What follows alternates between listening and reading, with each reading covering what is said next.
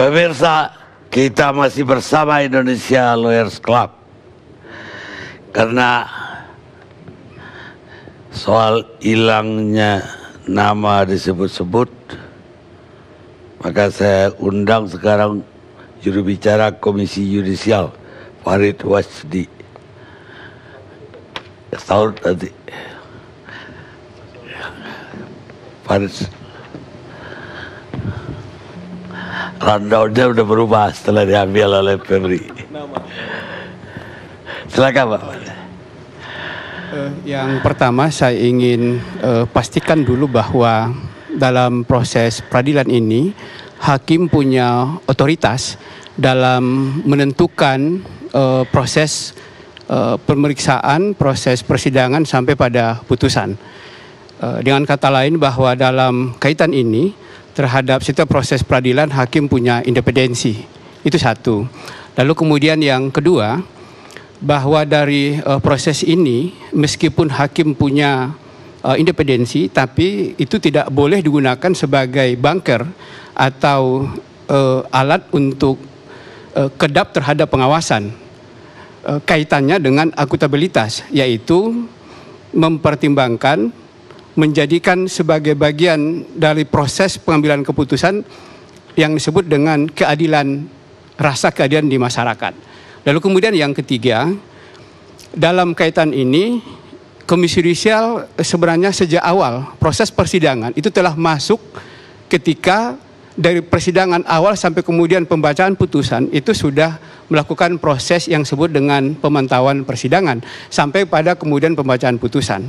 Lalu kemudian yang keempat yang ingin saya katakan bahwa terkait kemudian kajian Komisi Yudisial terhadap putusan, maksud saya proses dan sampai kemudian putusan, yang pertama saya ingin katakan bahwa sebaiknya, dan tadi sudah disampaikan oleh kita semua, bahwa jika terkait dengan isi putusan hakim, maka sebenarnya ada upaya hukum, baik dalam bentuk banding, kemudian kasasi, maupun nanti kemudian akhirnya menjadi peninjauan kembali.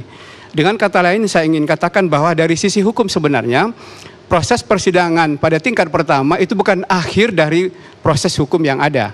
Lalu kemudian kaitannya dalam kaitan ini adalah publik Indonesia kita ajak, jangan kemudian justru menjadi hakim bagi para hakim ini. Karena memang mereka punya independensi, walaupun pada saat bersamaan mereka juga harus mempertanggungjawabkan dari setiap putusan itu.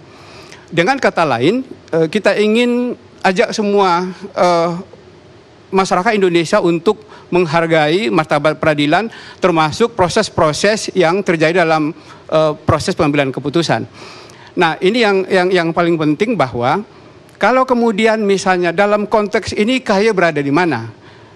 Perlu saya jelaskan bahwa kalau proses persidangan memang sudah kita pantau, kalau kemudian kaitannya dengan tuntutan publik agar KAY misalnya masuk dalam putusan dan lain sebagainya, saya ingin katakan bahwa jika menyangkut satu, isi putusan, yang kedua, pertimbangan hakim dalam putusan, itu siapapun, karena terkait dengan kemandirian, tidak boleh masuk untuk menilai itu, kecuali nanti melalui proses upaya hukum.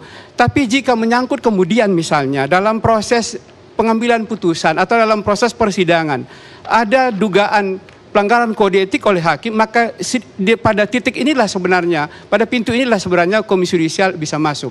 Apakah dalam proses persidangan, apakah dalam proses pengambilan keputusan, misalnya hakim ya atau majelis hakim menerima sesuatu, menjanjikan sesuatu, atau bertemu dengan para pihak yang berkepentingan dengan perkara ini, maka ini merupakan pintu masuk bagi Komisi Yudisial dalam rangka untuk memastikan ada atau tidak pelanggaran kode etik.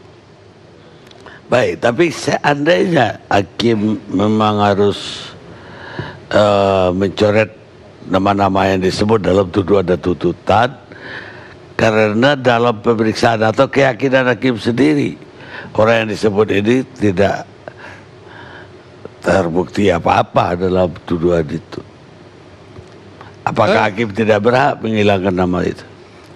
Sekali lagi, itu kan menyangkut isi dan pertimbangan putusan. Jika menyangkut isi dan pertimbangan putusan, maka siapapun di luar proses hukum itu tidak boleh menilai apakah kemudian itu misalnya terjadi sesuatu di balik peristiwa itu. Baik, Apa kode etik yang terlanggar dengan hilangnya nama-nama ini? Sampai pada tahap ini, dari proses pemantauan yang kita lakukan, dari proses awal persidangan sampai kemudian pembahasan putusan, kalau konteksnya berkaitan dengan hukum acara tidak ada persoalan.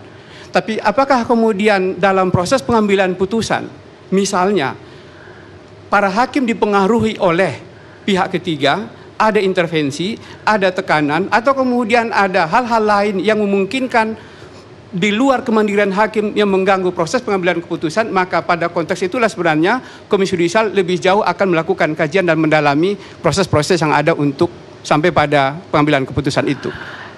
Indikasi apa yang dilihat oleh KAE sampai harus mengumumkan bahwa KAE akan meneliti putusan hakim mengenai nama-nama yang hilang itu? Sebenarnya indikasinya sederhana saja, bahwa mengapa kemudian Komisi Yudisial melakukan pemantauan, salah satu syaratnya adalah, atau salah satu hal yang kemudian menjadi penting untuk dilakukan pemantauan, jika perkara atau perkara yang muncul dalam proses persidangan itu adalah menarik perhatian publik. Jadi sebenarnya indikasi lebih pada proses. Pertama, mengapa kemudian kita katakanlah menyampaikan itu kepada publik, agar kemudian mekanisme yang ada itu kita tempuh, bahwa jika kemudian ada dugaan pelanggaran kode etik oleh para hakim, jangan masyarakat yang menghakimi hakim, karena ada lembaga yang memang secara konstitusional diberikan amanah oleh undang-undang untuk melakukan proses pengawasan terhadap perilaku hakim. Jadi lebih kepada soal tanggung jawab Komisi Yudisial kaitannya dengan bahwa perkara ini menarik perhatian publik. Tak lebih dari itu. Oh, jadi karena nama-nama ini menarik perhatian publik? Bukan. Perkara ini menyangkut perhatian publik. Ya. Sangat menarik perhatian publik. Yap. Ya, perkaranya menarik, nama-nama yang disebut juga menarik. Nama-nama yang hilang ini juga menarik kan? Bagi Komisi Yudisial, ketika kaitannya dalam proses hukum, semuanya duduk sama. Tidak ada persoalan dengan jabatan, tidak ada persoalan dengan apakah pejabat publik atau tidak. Yang penting kasus ini dianggap sebagai, karena dalam perkara lain misalnya bukan tokoh publik, bukan pejabat publik, bukan nama-nama yang terkenal, tapi kasusnya begitu menarik bagi perhatian publik, Komisi Yudisial juga dengan otomatis juga melakukan proses pemantauan. Jadi tidak ada kaitannya sebenarnya dengan nama-nama.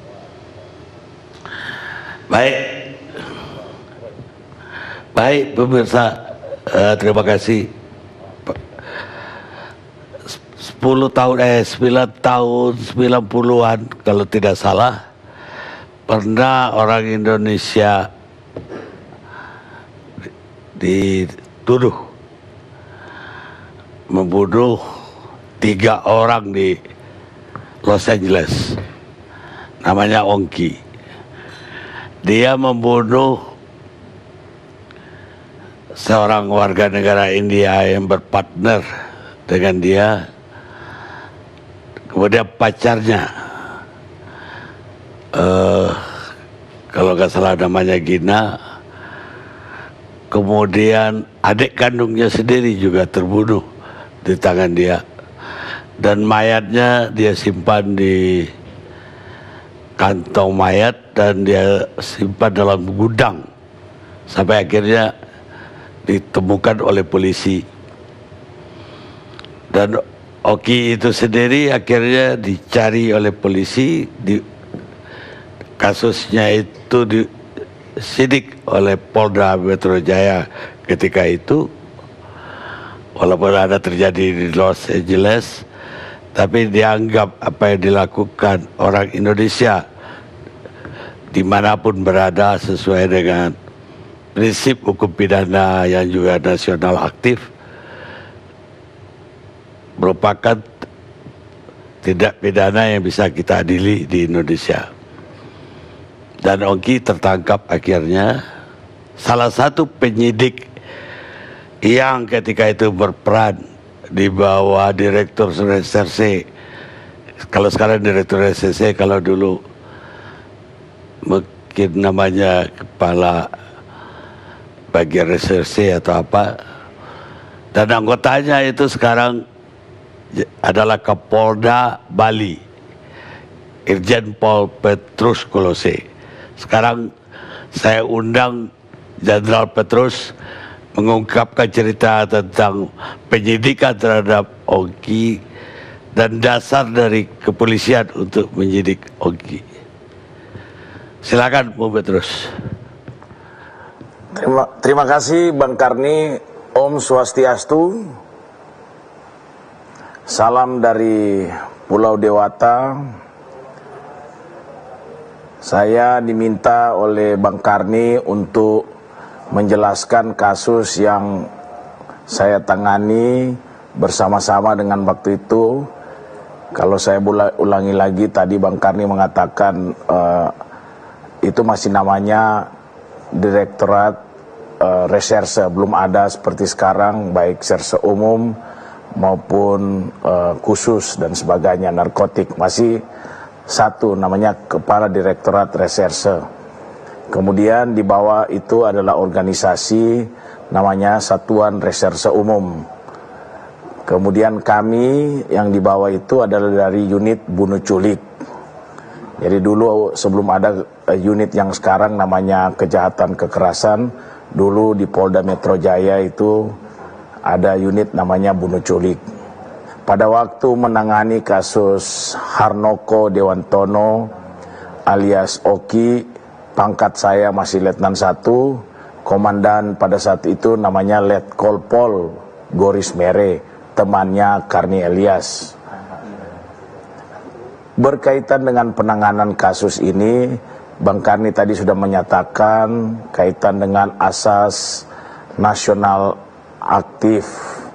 Itu adalah asas personal. Jadi yang berkaitan dengan bagaimana setiap warga negara Indonesia yang melakukan tindak pidana di luar negeri bisa diadili di Indonesia. Kalau sekarang saya rasa sudah banyak yang dilakukan dan pengadilannya di Jakarta Pusat sesuai dengan pasal 86 KUHP. Namun pada waktu itu masih sulit, apalagi kalau berangkat ke luar negeri pada saat itu masih lewat proses yang begitu panjang. Kasus ini pun terjadi pada tahun 1992. Namun berhasil kita bersama-sama dengan Los Angeles Police Department, dalam hal ini unitnya bernama Homicide Division, Robbery Homicide Division. Di dalam Robbery Homicide Division itu terbagi ada robbery, kemudian homicide. Kebetulan kami bekerja sama. Jadi antara unit bunuh culik Polda Metro Jaya dengan Homicide Division dari Los Angeles Police Department. Perlu kita ketahui bahwa Los Angeles atau kepolisian di Los Angeles itu di sistem di Amerika adalah fragmented system. Jadi bukan seperti kita di Indonesia national police. Jadi jenjang komando itu bisa langsung dari Jakarta terus sampai ke tingkat yang paling bawah. Tetapi kalau di Amerika itu fragmented masing-masing, sehingga Chief of Los Angeles Police Department itu kategorinya sama dengan bintang 4. Kemudian deputinya itu bintang 3, kemudian atau asistennya kemudian deputy. Dia hanya ada deputy operasional, kemudian yang kaitan dengan administration. Berkaitan dengan saya tadi mendengar penanganan kasus ini, kalau dulu yang pertama yang akan saya sampaikan adalah perbedaan dulu. Kalau dulu kasus Harnoko Dewantono, ini motifnya tadi sudah dikatakan oleh Bang Karni, adalah motif bagaimana juga urusan bisnis.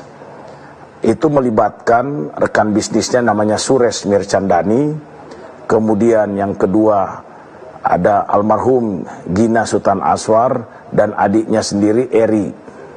Nah, ini terjadi tahun 92, tetapi baru bisa diungkap oleh Los Angeles Police Department karena yang bersangkutan menyimpan dan wrapping up, itu membungkus amat sangat rapi jenazah ini, kemudian ditaruh di namanya U-Haul storage.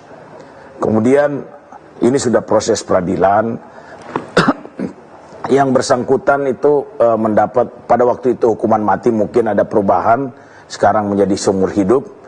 Namun yang amat berkesan dari saya dalam menangani ini, bagaimana kita melihat proses, waktu itu kita juga belajar bagaimana proses dari penanganan mulai dari criminal justice system proses. Jadi sama kalau kita lihat kasus ini diperbandingkan dengan kasusnya Johannes, itu di sana ada namanya Department of Examiner dan and Coroner. Jadi ini yang betul-betul nanti menganalisa. Kalau kita di Indonesia mungkin sekarang strukturnya ada di namanya laboratorium forensik. Nah, ini merupakan, dan dia independen, dia bisa menentukan. Jadi kita kalau menyatakan ini kasus atau menangani kasus seperti ini, kita menunggu dari examiner atau dari coroner. Kemudian karena kasusnya itu berada di Amerika Serikat, tetapi warga negara Indonesia, sebenarnya Harnoko Dewantono ini ditangkap di Indonesia. Kita melakukan penyidikannya di Los Angeles. Kita langsung, itu namanya police to police. Jadi tidak lewat government to government. Karena kalau kita nanti juga pada saat itu kita lewat Washington, itu akan amat sangat lama prosesnya. Akan jadi government to government. Sehingga kita mempunyai kerjasama yang disebut dengan police to police. Langsung kita Polda Metro Jaya dengan Los Angeles Police Department. Kalau saya bandingkan dengan kasus yang sekarang, kita banyak bercerita tentang behind the scene daripada kasus ini. Tetapi mari kita lihat dulu, karena latar belakang saya adalah general crime. Mari kita lihat dulu, kalau di sana ini adalah kasus, kalau mereka sudah nyatakan bahwa ini adalah kasus bunuh diri, ya kita harus nyatakan, harus kita ikutin. Nah, kalau mungkin kalau ada motif-motif yang lain, karena dia sudah warga negara Amerika, bukan warga negara Indonesia, jadi kita tidak bisa berbuat apa-apa, karena ini adalah hak dari pemerintah atau warga negara Amerika. Kalau memang institusi yang menangani ini kaitan dengan kasus yang lain, silakan mungkin bekerja sama, apakah langsung dengan, kalau ini masuk di, kalau saya lihat ini di West Hollywood itu di daerah Beverly Grove ini apakah masuk di Los Angeles Police County, tetapi itu biasanya dalam naungan Los Angeles Police Department, ada beberapa county di sana. Nah, itu bisa langsung berhubungan. Kalau memang melibatkan kasus corruption, saya rasa bisa juga lewat federal. Karena kalau berkaitan dengan beberapa state atau transnasional atau antar negara, biasanya lari apakah dengan Federal Bureau of Investigation, atau mungkin karena berkaitan dengan keuangan dan sebagainya dengan Secret Service di bawah Secretary of Finance. Nah, ini hal-hal yang berkaitan dengan penanganan yang dilakukan, kalau menurut saya itu amat sangat profesional di sana. Sekarang dengan sudah 25 tahun yang lalu, Bang Karni, saya waktu itu masih Letnan 1, Balok 2, sekarang puji Tuhan Bintang 2. Ini kita Indonesia juga tidak ketinggalan. Institusi-institusi yang ada juga, saya rasa semua kita sudah bisa dan sudah mampu untuk melaksanakan.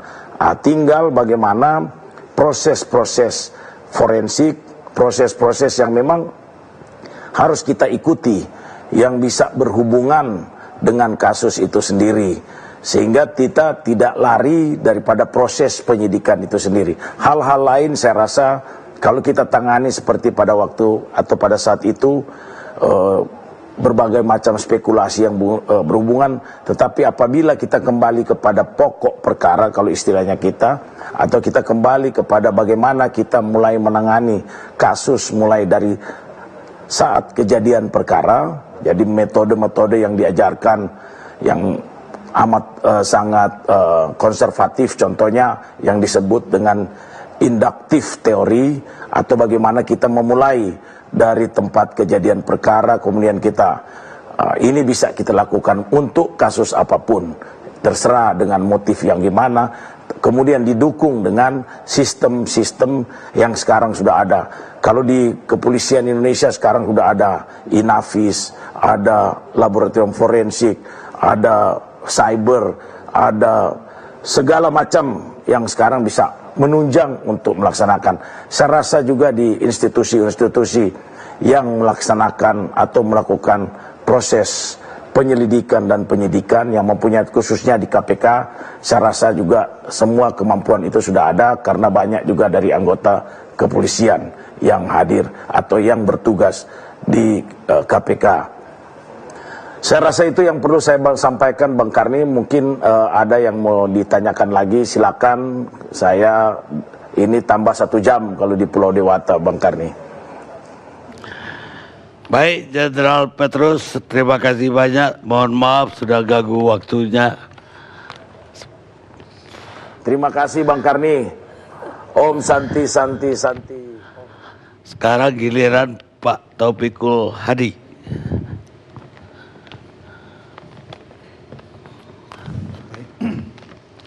Assalamualaikum warahmatullahi wabarakatuh.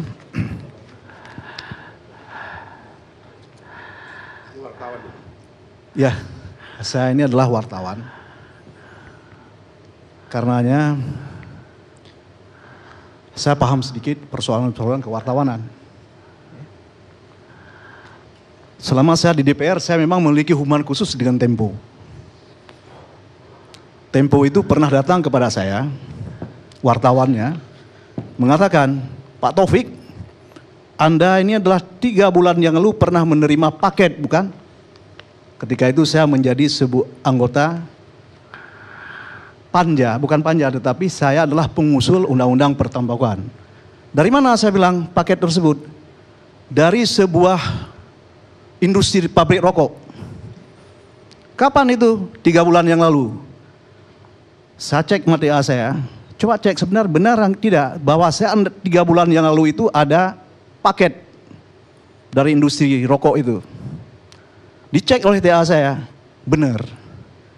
Tapi bukan dari industri rokok, tetapi dari koalisi anti rokok, koalisi anti tembakau Indonesia. Memang itu adalah megah sekali paketnya itu, cuman saya tidak pernah lihat. Saya bertanya dari mana uang ini koalisi anti rokok ini, uangnya demikian banyak, membuat paket demikian baik. Baru kemudian terakhir saya ketahui bahwa uang tersebut dia peroleh dari Bloomberg luar negeri. Dari perusahaan asing di sana. Itu udah lama ada daftarnya di Bloomberg. Ya, siapa aja di Indonesia terima duit. Itulah untuk kampanye anti rokok. Anti rokok, tetapi kan tidak perlu menyerang saya. Dengan menerima uang dari luar negeri menyerang saya. Saya tidak pernah ambil uang seperti itu. Dan termasuk ICW juga mengambil uang yang sangat banyak menurut saya ya. Dalam konteks itu, belum lagi dalam hal lain. Nah, itu uang atau apa? Uang. Saya tidak tahu, nggak pernah saya buka. Ya. Tapi yang menerima donasi dari Bloomberg itu banyak. Jadi jangan menuduh orang maksud saya sembarangan. Dari LSM tersebut, ini LSM seperti ini kerjanya. Saya khawatir Pak Febri ini adalah dia bukan bertindak sebagai juru bicara sebuah lembaga penegak hukum. Tetapi saya mengapresiasi kalau Pak Febri ini adalah menjadi juru bicara Departemen Luar Negeri misalnya. Itu lebih cocok. Karena kenapa? Dia ini adalah seperti juru bicara anakronistik. Apa yang dibicarakan itu tidak tahu apakah masyarakat bahwa orang tidak tahu apa yang disampaikan oleh dia, bahwa itu adalah tidak benar. Saya ingin menyampaikan begini, saya ingin tanyakan. Beranikah? Ini saya tanyakan kepada Pak Febri. Pak Febri, beranikah di tempat ini, di LSI ini, kita putar kembali ya, video yang mengatakan bahwa anggota DPR itu adalah melakukan tekanan terhadap Saudara Yani. Tanpa edit. Di LSI ini biar ditonton oleh seluruh Indonesia. Minggu depan. Ini saya sebagai anggota DPR Komisi 3, saya mengatakan begini, adalah secara konstitusional saya bertanggung jawabkan. biar ditonton orang. Kita lihat sendiri apakah benar bahwasanya itu dari mulut saudara Miriam itu mengatakan, atau dari mulut orang lain yang mengatakan seperti itu. Ini putar saja, nggak usah dibantah-bantah menurut saya. Seperti Anda tadi membantah itu adalah saudara Agus, Anda boleh membantah sesuka hatinya, saudara Feby, tidak ada masalahnya. Tetapi kalau orang sudah terlibat di situ, ya, itu harus diberikan kesempatan kepada masyarakat dan kepada dia itu. Karena kenapa? Karena dia berada di dalam sebuah kepentingan. Ada konflik of interest yang sangat besar menurut saya. Karena itu dia harus mengundurkan diri dari KPK. Jangan Anda bantah. Anda kan tidak tahu pada saat itu entah apa yang terjadi, saudara Feby. Karena itulah menurut saya, kita tidak perlu memperdebatkan itu, saudara Ray juga. Saya mengatakan bahwa kami membentuk pansus itu tidak ada sama sekali kepentingan. Kami itulah untuk menghadang EKTP. Silahkan saja jalan EKTP itu. Karena tidak ada mekanisme apapun di pansus ini. Kami bisa menghadang hal tersebut. Tidak ada sama sekali. Silahkan saja. Nah, yang kami persoalkan itu bukan persoalan bahwa EKTP. Tetapi sejumlah hal yang kami anggap itu adalah perlu diperbaiki di KPK ini. Kalau tidak, saudara Ray, apa yang terjadi? Suatu ketika kita akan menemukan sebuah lembaga yang tidak berada di dalam sebuah sistem yang telah kita pilih. Sistem demokrasi ini. Tolong dikembalikan ke topik kita. Kita bicara soal Yohanes. Ya, sekarang saudara Yohanes. Ya, ya tapi ini adik saya ini adalah Ray Rangkuti, ini adik saya. Jadi sedikit. Kan saja dulu Pak Karni keluar, ya kan. Kita dengarkan saja dulu. Nah, betapapun forumnya nggak pas gitu loh kira-kira, ya kan. Nah, kalau ini saya sampaikan tidak pas, mungkin ya lebih banyak forum lagi yang tidak pas nanti kita sampaikan hal ini, padahal ini sangat penting. Nah, saya ingin sampaikan lagi ini kan sama dengan buat forum angket KPK untuk semua persoalan. Tidak pasnya gitu, tapi nah, ya, saudara KPK Ray, yang sekarang kan kita terima begini aja gitu loh kira-kira. Saudara Ray, tidak ada semua persoalan. Angket KPK adalah angket KPK, pengawasan terhadap KPK. Itu yang kami lakukan, tidak lebih daripada itu. Ini harus dipahami. Masalah Yohanes Lim, saya memberitahukan. Ini juga menjadi pertanyaan. Saudara ini membantah setengah mati bahwasanya tidak pernah bertemu dengan Yohanes Lim. Saya ingin tanyakan, untuk apa saudara membantah hal tersebut? Apa hubungannya dengan persoalan penyidikan tersebut? Apakah dengan membantah tidak bertemu dengan Yohanes Lim itu adalah penting tidak? Saya ingin tanyakan. Nanti saudara jawab. Karena kenapa? Kan jelas bahwasanya itu adalah sejumlah hal yang disampaikan oleh Yohanes Lim. Saya kutip ya. Saya tidak mau dipublikasi begini sebagai saksi, malah sekarang bisa-bisa nyawa saya terancam. Itu artinya apa? Kan Anda telah bertemu dengan Yohanes Lim. Dan mungkin KPK. Febri kan belum pernah ke Amerika kan. Oh ya, saya minta maaf ya. Itu adalah KPK. Saya minta maaf, ini saya berbicara seperti ini. Memang saya bersemangat selalu berbicara, tetapi bukan dari hati saya. Jadi harus paham, Ray. Saya tidak ada sesuatu yang geram, tidak ada itu. Ya. Paham ya, nggak ada geramnya. Ya, apa saya nggak jadi bual-bualan pihak yang merasa dirugikan. Makanya saya itu kecewa betul. Ya, dia bilang begitu lagi.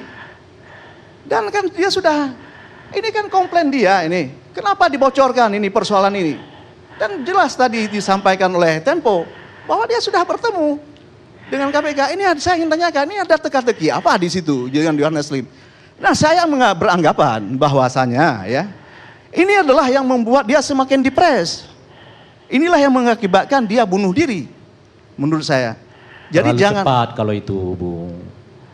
Asumsi yang nggak bisa dibuktikan dengan cara apapun. Coba Anda beri dukungan lain deh. Nggak sekedar merangkai-kerangkai begitu gitu loh. Dalam kapasitas Anda sebagai anggota DPR loh ya. Anda yang mengatakan tadi bahwa Anda di sini dalam kapasitas itu. Enggak, pertama saya ingin mengatakan yang tadi itu terlalu cepat. Jangan dulu buat asumsi. Bahkan otoritas di Amerika sekalipun belum ada mengatakan itu. Saya minta Pak Ray biarin dulu Pak Taufik Pak Rey kan sudah berbicara nanti. Ya, jadi beri kesempatan dulu kepada saya untuk berbicara. Atau ya kan? tidak nyimpang. Ya? Nah, saya ini kan menjadi tanda tanya besar bahwa Tempo tadi sudah mengakui bahwasanya dia telah ada hal yang perlu diungkapkan. Dia telah memegang 500 gigabyte. Itu adalah semua data-data yang sangat penting. Itu semuanya itulah saya menjadi tanya-tanya bagi saya. Apakah itu adalah bocoran dari KPK kepada Tempo atau Tempo yang memberikan masukan kepada KPK?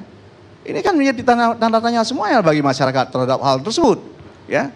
Nah, karena itu menurut saya, kalau kita ini berbicara tentang apakah ini benar atau tidak benar tentang seseorang, ya, sebuah lembaga, saya mengatakan berani tidak DLC ini kita putar secara utuh tanpa edit, biar ditonton oleh seluruh rakyat Indonesia.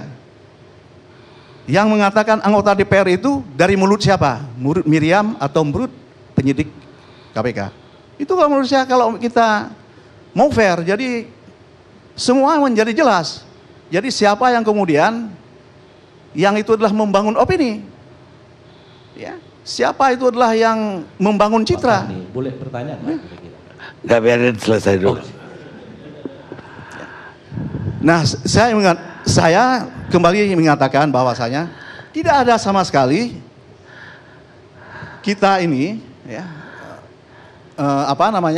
pansus ini, Bung Rai, sama sekali tidak ada persoalan dengan persoalan hal-hal yang lain. Kalau masalah LIM ini adalah kita menyampaikan hal ini karena ini adalah topiknya saya. Tetapi dalam konteks pansus, saya ingin menyampaikan bahwa dalam konteks pansus, kita adalah masalah KPK semata-mata adalah dalam konteks kita adalah pengawasan. Mungkin demikian dari saya. Silahkan Bung Rai kalau ingin menambahkan. Ya.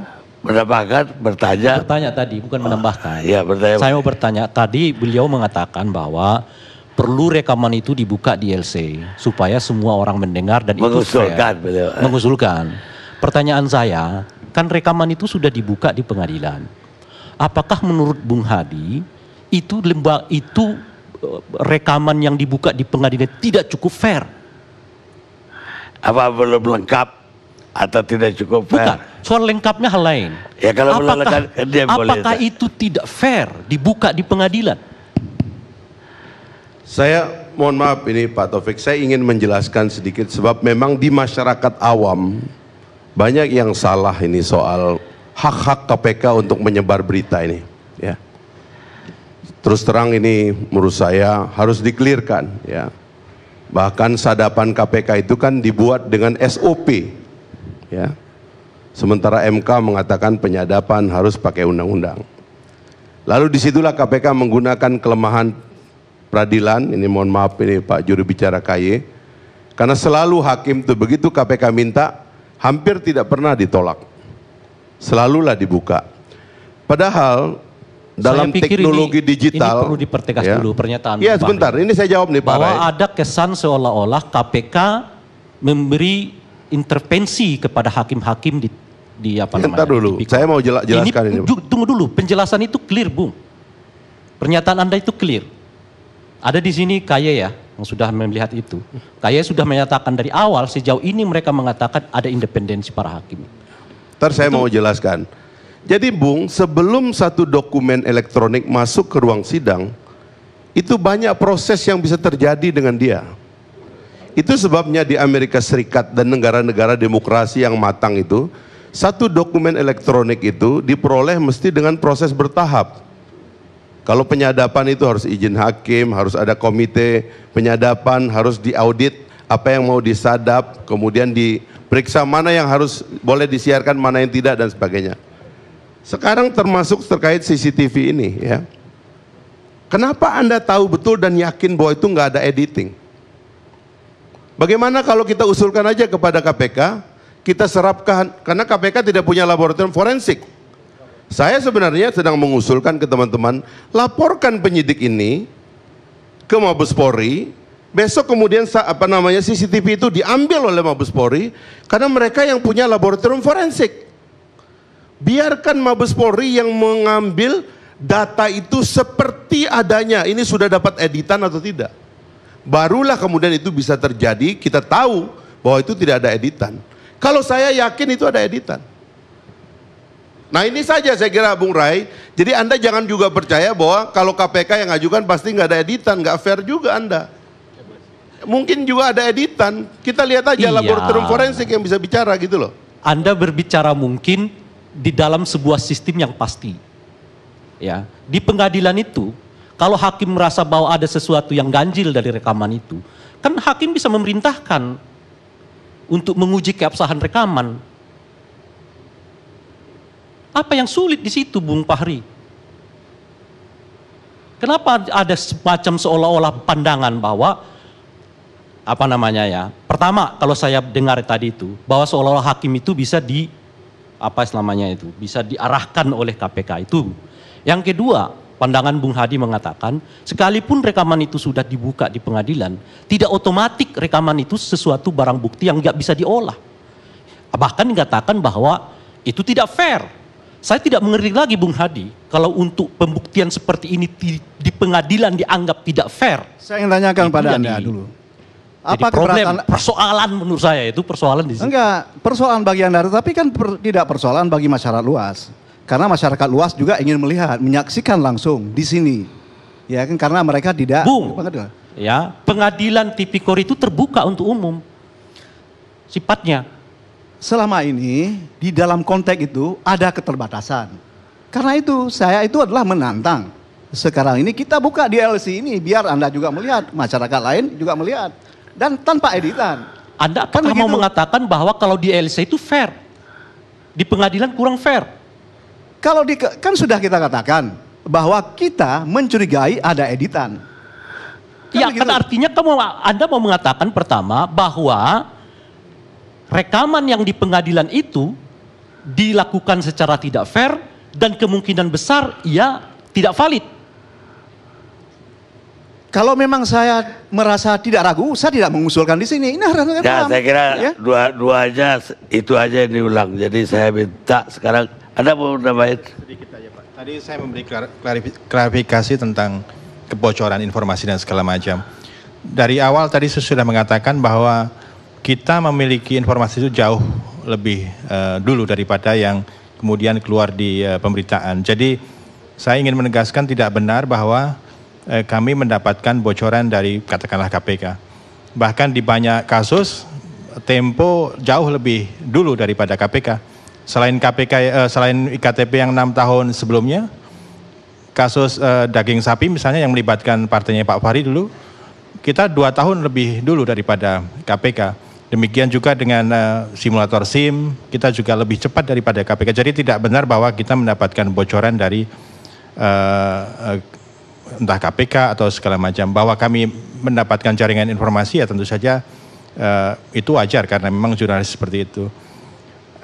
Tentang sebetulnya tidak sesuai dengan konteks hari ini, tentang tadi pengadilan dan segala macam, saya pikir memang betul bahwa semua harus transparan begitu ya. Tapi kan itu ada forumnya. Kalau kasus tentu saja paling transparan ya di pengadilan begitu. Sedemikian juga kalau kalau kasus IKTP yang paling tepat ya di pengadilan. Transparansi juga kan kita bisa tuntut juga kepada Pansus DPR misalnya. Sebetulnya sumber informasi dari Pansus itu apakah betul-betul hanya dari DPR saja atau ada pemasoknya dari lembaga-lembaga yang lain yang berkepentingan juga terhadap KPK. Hal itu perlu disebutkan misalnya karena kalau kita lihat dan sudah ditulis oleh majalah Tempo kan Pansus juga memiliki posko-posko yang ternyata di luar DPR. Katakanlah di Hotel Fairmont dan kemudian di beberapa tempat yang lain. Jadi saya pikir selain kalau Pansus menuntut transparansi kepada yang katakanlah KPK ya kita juga bisa menuntut transparansi yang sama. Tapi menurut saya akan paling tepat transparansi ya diletakkan pada tempat yang relevan gitu. Jadi tidak harus ILC atau dan segala macam. Baik, terima kasih. Sekarang sahur. Kalau nggak sahur nggak kebagian. Iya, makasih Bang Karni. Pertama, karena saya sebagai praktisi hukum, saya jadi membatasi diri saya adalah sebagai penegak hukum dan juga sekaligus pemilik kedaulatan rakyat, Bang Karni. Di pasal 1 ayat 1 bahwa kedaulatan itu di tangan rakyat. Kemudian pasal 1 ayat 3 kemudian muncul wajahnya dalam bentuk daulat hukum. Siapapun yang berbicara pada malam hari ini, dia tidak boleh kemudian melawan perintah daripada konstitusi. Itu dulu yang pertama. Saya prihatin kepada saudara Taufik Hadi sebagai seorang anggota dewan. Pertama, saya minta beliau ini harus ditangkap, yaitu contempt of court. Karena soal Maryam, Pak Karni, itu sudah pengadilan memutuskan ketika KPK menetapkan dia memberikan keterangan tidak benar, kemudian diuji di pengadilan. Saya ulangi lagi ini, karena ini soal hukum. Pra-peradilannya itu ditolak oleh pengadilan. Tapi saudara Taufik Hadi mengaku sebagai Komisi 3, hari ini dia memfitnah hakim. Ini bahaya. Saya sebagai penegak hukum adalah di undang-undang kehakiman, Pak Karni, ini dipidana. Saya minta kayak ini harus memproses beliau ini. Tapi sekaligus ini hak saya, supaya beliau ini diterapkan, dijerat dengan pasal 22 obstruction of justice, yaitu adalah menghalangi pengadilan. Pengadilan sudah merekam rekamannya dan dia berani mengatakan itu diedit. Kalau Anda sebagai ketua Komisi 3, Pak Hadi, Anda laporkan itu ke polisi. Saya terhormat ada di sini, sama dengan saya terus terang hormat saya diundang di di LC ini. Rasa hormat saya ke media, barangkali seandainya media tidak mengcover saudara Novel Baswedan, saya tidak tahu bagaimana soal nasibnya. Termasuk seandainya Tempo tidak memberitakan ini, saya kira tidak diam. Itu hormat saya kepada pers dan jurnalistik. Hormat saya. Kalau memang soal nanti Johannes Marlim nanti saya komentari, tapi ini sangat serius. Karena apa? Ini adalah semua pendaulatan. Saya pegang lagi nih, Pak Karni, untuk kedua kali KTP ini. Kemana-mana saya tanpa KTP ini, saya tidak bisa buat apa. Inilah simbol korupsi yang dilakukan oleh Novanto dan CS. Saya ulangi dua, sebentar. Anda ngomong saya diem, ya. Saya ini pemilik daulat rakyat, ya. Pak, dua, yaitu saudara terdakwa, saudara Sugiharto dan Irman, ini ditetapkan sebagai sah dan meyakinkan melalui proses pengadilan, bukan fitnah seperti yang dibilang Fahri. Nggak ada membantah ini. Apakah ini masih kita fitnah-fitnah? Ini yang saya bilang kemana-mana saya, kemudian KTP inilah simbol daulat rakyat tadi, itu identitas saya. Inilah yang dikemplang.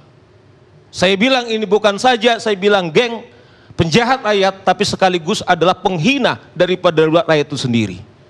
Oleh karena itu saya minta atas nama daulat rakyat juga, Anda boleh berhak mengatakan pansus itu silahkan, tetapi Anda ingat, Anda juga digaji juga berdasarkan konstitusi, mendengar suara rakyat, mendengar nawacita presiden, ya, bahwa kita berperang sekarang ini melawan korupsi. Ini boleh sebentar. Anda sebentar dulu, nanti saya kasih Anda, ya. Kan nah, oleh karenanya sebentar, Bung Hadi, ya. Maksudnya oleh karenanya menurut saya jangan terlalu panjang. Saya justru Anda tadi ngomong saya diam, ya. Sebentar, saya ngomong selesaikan nanti. Nah, oleh karenanya Bang Karni, oleh karena menurut saya tadi saya singgung soal Johannes Marlim. Saya sangat kecewa kepada teman-teman DPR ini. KPK sudah mengatakan fakta hukum dari 150 saksi yang mereka buat, tidak menyebutkan Johannes Marlim. Ya. Nah, ini saya harus berani mengajari saudara Fahri ini ikan berenang. Saya baca di salah satu media online, dia bilang dengan matinya Johannes Marlim, dia bilang otomatis Setnov ini tidak bisa lagi, nggak perlu lagi dibawa pengadilan. Pak Karni, ini saya nanti bilang. Pak Karni, saksi namanya kunci itu tidak ada di KUHAP. Nanti saya beritakan kepada Anda. Namanya di KUHAP itu tidak ada namanya saksi kunci. Ya. Tetapi yang ada itu adalah saksi. Apa kriteria daripada saksi? Nah, oleh karenanya tidak ada relevan. Ini yang kita lihat teman-teman di DPR ini sekarang membuat lembaga DPR ini perkoncoan. Tidak lagi dia peka kepada masyarakat. Nah, karena terang benderang di dalam KUHP cukup 2 bukti, ini mereka sudah uji, 2 yang dibawa ke pengadilan dan sah, benderang, terbukti. Nah, oleh karenanya soal Johannes Lim ini sekarang Pak Karni, kemudian dia meninggal, nggak ada kaitannya kepada KPK, tetapi seandainya barangkali bukti yang dimiliki itu lebih baik, barangkali bisa saja kemudian bantu KPK. Tapi pertanyaan sekarang, siapa diuntungkan dengan matinya Johannes Marlim? Saya bilang bukan KPK yang diuntungkan.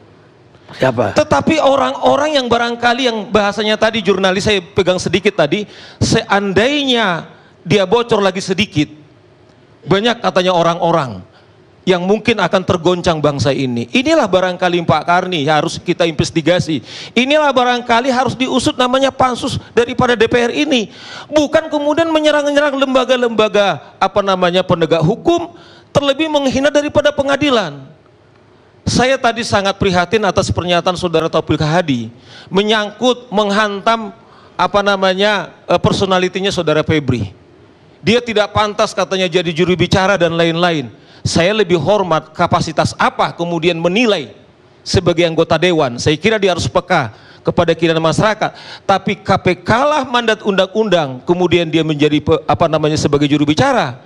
Tetapi saya kira tidak pantas kita kemudian menilai dia pantas jadi juru bicara luar negeri dan lain-lain. Itulah menurut saya bukan satu sikap etika daripada seorang anggota dewan. Nah, oleh karenanya teman-teman, satu lagi Pak Karni, ini himbauan kepada KPK. Karena ini soal korupsi yang sangat serius.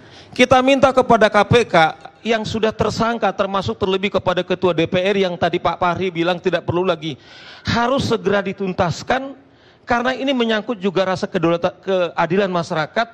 Dan ini juga saya kira supaya nanti KPK itu tidak disuruh atau dipitnah untuk menyandera nasib seseorang, tetapi segera diuji di pengadilan. Kalau memang dia tidak bersalah dibebaskan, tetapi kalau memang menurut pengadilan kemudian bersalah, segera dihukum. Menurut saya itu kepada KPK. Sekian dan terima kasih Bang Karni. Baik.